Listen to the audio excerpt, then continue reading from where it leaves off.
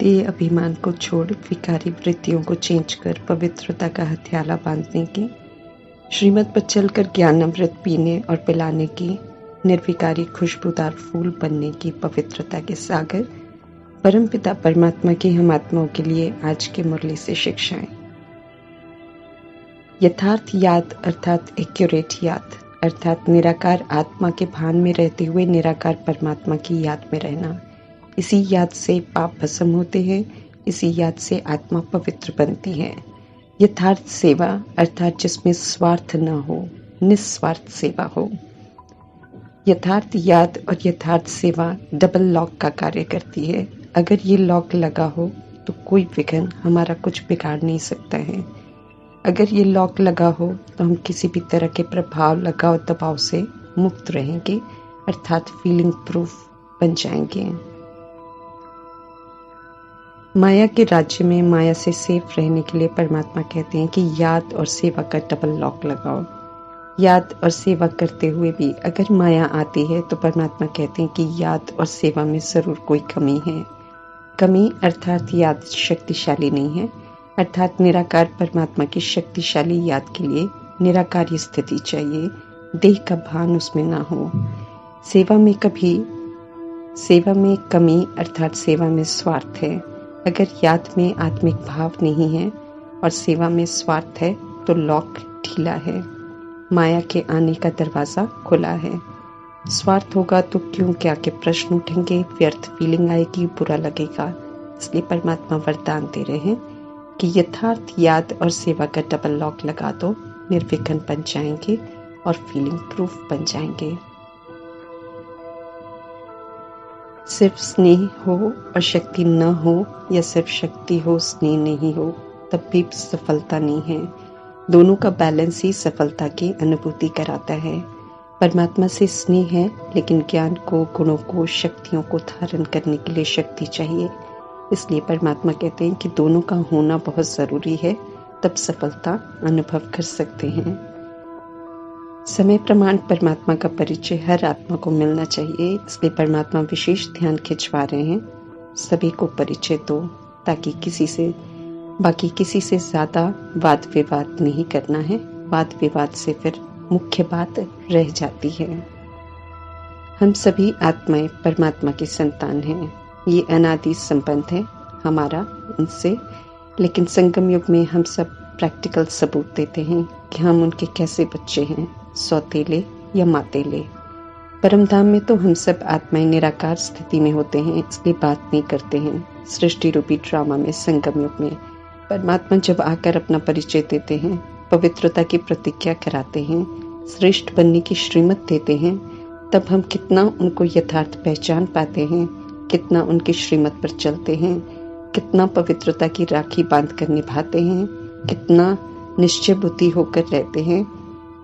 परमात्मा से पूरा वर्षा लेंगे, वो तय करता है कि हम उनके मातेले बच्चे हैं, सपूत बच्चे हैं। सब कुछ जानकर भी अगर हम मनमत पर चलते हैं, अगर कभी निश्चय तो कभी हम संशय करते हैं, अगर प्रतिज्ञा करके हम तोड़ देते हैं तो फिर हम सौतेले बच्चे हैं। परमात्मा की हर बात मानना हम आत्माओं का कर्तव्य है। उनका फरमान है कि सच्ची राखी बांधो और विकारी वृत्ति को अब समाप्त करो। हमारी सोच और नजरिए में भी कोई विकार न हो। हम आत्मा रूपी सजनियों को परमात्मा कहते हैं कि जागो और उम्मीद जगाते हैं कि अब नवयुग आया कि आया। पुराने युग, पुरानी कलयुग की सृष्टि की समाप्ति हो, नया युग, नया सतयुग, नई दुनिया, स्वर्ग से सृष्टि रूपी ड्रामा फिर से शुरू होगा। नई सृष्टि की रचना परमात्मा करते हैं। उन्हें यथार्थ जानकर उन्हें याद करना है। उनका नाम है शिव, उनका रूप है ज्योति बिंदु, उनका देश है परम धाम और ये सृष्टि रूपी ड्रामा, और वे सृष्टि रूपी ड्रामा में आते हैं संगम युग में। उनका यथार्थ परिचय मिलने से उनसे यथार्थ बुद्धि का योग लगा सकते हैं। एक्यूरेट योग लगाने से ही हम पतित से पावन बन सकेंगे।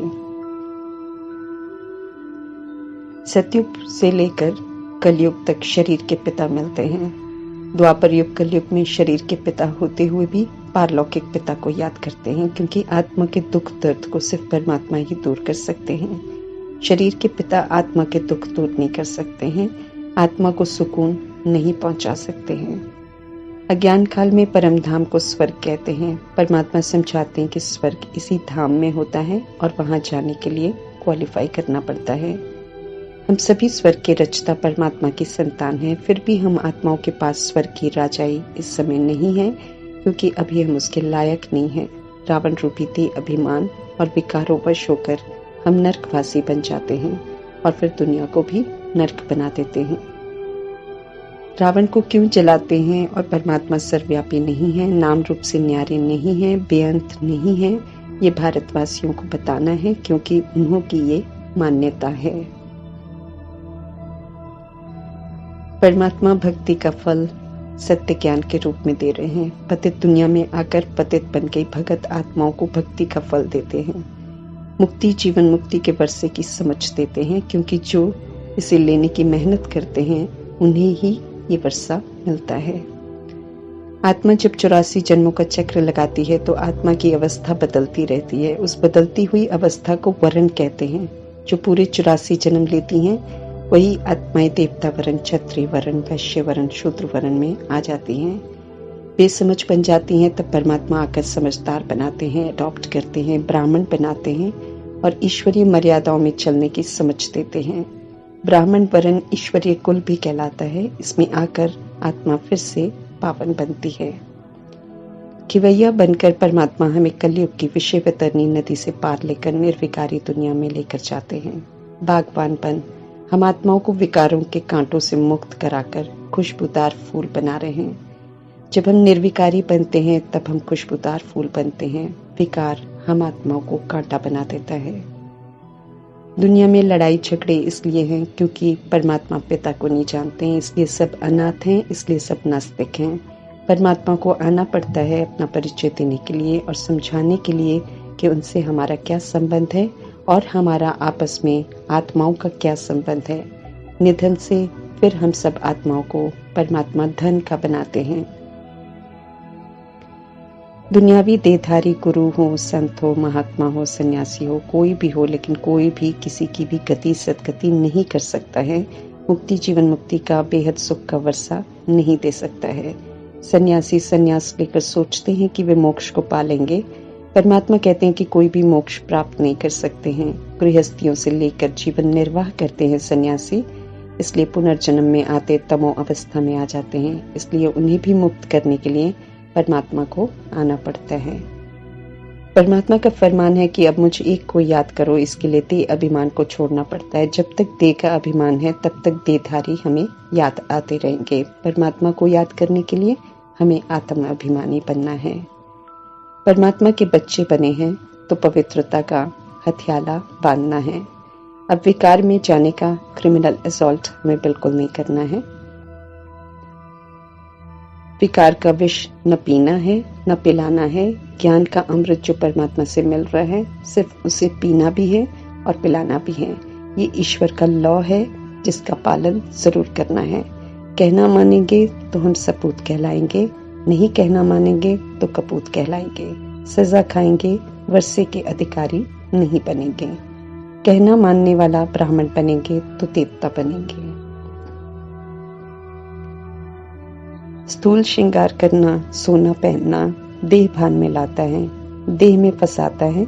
इसलिए परमात्मा कहते हैं अभी ये सब नहीं पहनना है। सादगी में रहकर हमें ईश्वरीय पढ़ाई पढ़नी है और 21 जन्मों का वर्षा परमात्मा से लेना है।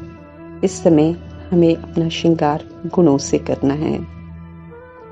सृष्टि रूपी ड्रामा में आकर कोई भी इस चक्र से बाहर निकल नहीं सकता है। कोई भी ज्योति ज्योत समा नहीं सकता है। सभी देवी देवता बनने वाली आत्माएं, सभी धर्म स्थापक पुनर्जन्म लेकर तमो प्रधान बनकर यहाँ ही मौजूद हैं। सब ड्रामा के चक्र के अंदर ही हैं। कोई मुक्त हो नहीं सकता है। इसलिए सभी को मुक्त करने परमात्मा को ड्रामा में आना पड़ता है। शिव की बारात का गायन तभी है भक्ति मार्ग में, हालांकि गायन करने वाले इसका यथार्थ राज नहीं जानते हैं। निराकार शिव पवित्रता के सागर परमात्मा कालों का काल बनकर विश्व की 800 करोड़ की आबादी के लिए घर का रास्ता खोलते हैं और सभी को पवित्र बनकर घर वापस जाना पड़ता है। कल्प कल्प परमात्मा लेकर जाते हैं, अभी पुनः लेने आए हैं, इसलिए हम आत्मा को कहते हैं कि श्रीमत पर चलकर सपूत बच्चा बनो, सजाओं से खुद को फ्री करो। ओम शांति।